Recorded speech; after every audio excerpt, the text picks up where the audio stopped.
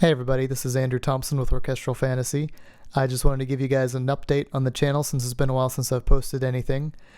I've been on hiatus here for a little bit due to a couple exciting projects I've had in the works. I've been working on writing an album of originals with a Afro-Cuban salsa band, which has been exciting. And then also I got contracted to do the score for an independent film that some local makers had been doing. And once I get a cut of the movie with the soundtrack in it, I'll post it for you guys to see. I've also been spending a lot of time writing some original music that's kind of in a video game style. And I've posted some of that a while ago on my other channel, which I'll link down in the description below. But I'll be posting some more of those soon. And let me know if you guys think I should just merge these channels together and have both the covers and the originals together. If you'd be interested in hearing some of those. I've also got some more video game tunes in the works for you here. The one that I'm going to be uploading shortly here is from Secret of Mana. It's one that I've always thought is kind of an underrated gem.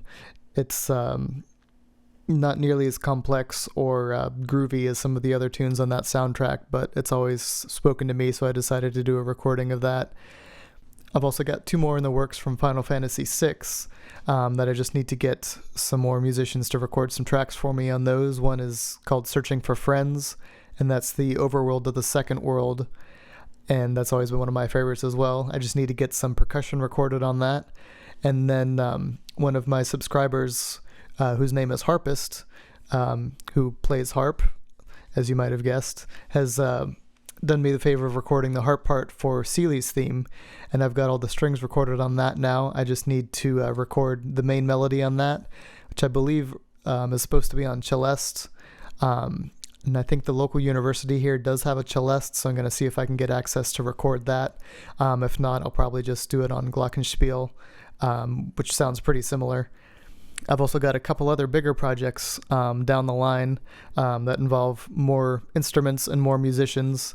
I won't spoil the surprise on those, but one of them has some of the hardest string parts I've ever had to learn for a video game piece, and that one's going to be a lot of fun once it does get put together, but I need some more time to practice that before I release that. Another thing I'm really excited about is I've gotten some new instruments, and that'll give me some more colors to play with when I'm recording some of these covers. One of the things I've always struggled with a little bit is that some of the video game tunes will use multiple different kinds of string sounds in them. Some of them will sound fairly realistic, which I can obviously do on my violin and viola and cello, but some of them sound more like synth strings, or they sound like strings with a little bit of a choir effect to them. And I had been struggling for a while to figure out what I was going to do to record those, because I'd like to keep them on real instruments instead of just plugging in a keyboard. But I've got a hold of some viola da gambas, which are a Renaissance instrument that are kind of a predecessor to the violin family. They come in a lot of different sizes. I've got 3 different ones that I have available to me now, and they're all played vertically like a cello, even the ones that are the size of a violin. And they have kind of a subtle difference from the violin family. There's a little bit more nasal sound and not quite as intensive a sound. So I think it's a perfect match for recording some of these synth string sounds in the video game tunes. I was able to get a hold of these viola da gambas through a local early music society, and I've also been able to borrow some Renaissance recorders from them. The Renaissance recorders are a little bit different than the plastic recorders that I've been using. The plastic recorders are generally a copy of the Baroque style recorders, which are made to have a better higher range and a little bit more of a piercing sound, whereas the Renaissance recorders are a little bit more mellow and have a much fuller lower range. So I'm excited to be able to do some recordings with those, and we'll see if you guys can notice any of the difference in the tone. Another thing that I'd like to hear from you guys about is whether you'd like to hear some original arrangements of some of these tunes.